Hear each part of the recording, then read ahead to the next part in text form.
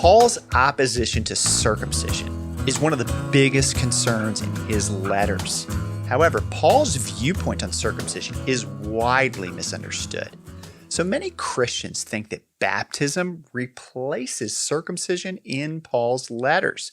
Now, Paul certainly values baptism as a fundamental act of importance for Christ followers, but he never says that baptism takes the place of circumcision.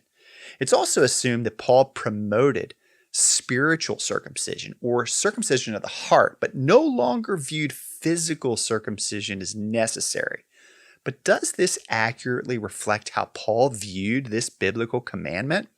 Well, at times, Paul does speak of circumcision in negative terms. In Galatians 5:2, Paul says, "If you accept circumcision, Christ will be of no advantage to you." So that sounds very negative towards circumcision. And traditionally, this statement and several others have been interpreted as a blanket rejection of circumcision by Paul. But this creates a problem.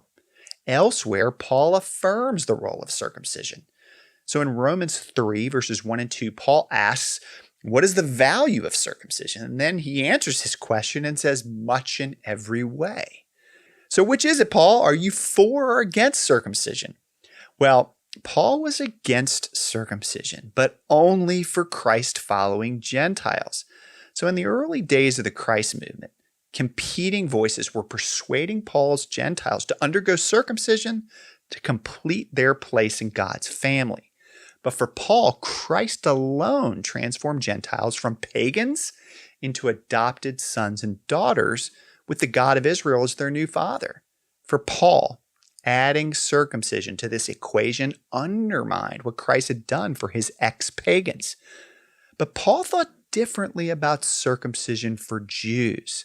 In Romans 3, when Paul said that circumcision was valuable in every way, he was speaking about its ongoing value for Jews, whether they were Christ followers or not. For Paul, circumcision continued to symbolize the eternal covenant God made with the Jewish people. So why does this matter? Well, it matters because Paul is typically framed as an opponent of Judaism and key Jewish practices such as circumcision.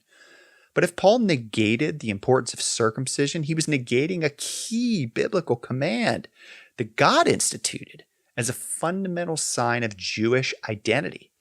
In other words, if Paul was spiritualizing or eliminating the role of physical circumcision, then he was effectively eliminating Judaism and the Jewish people.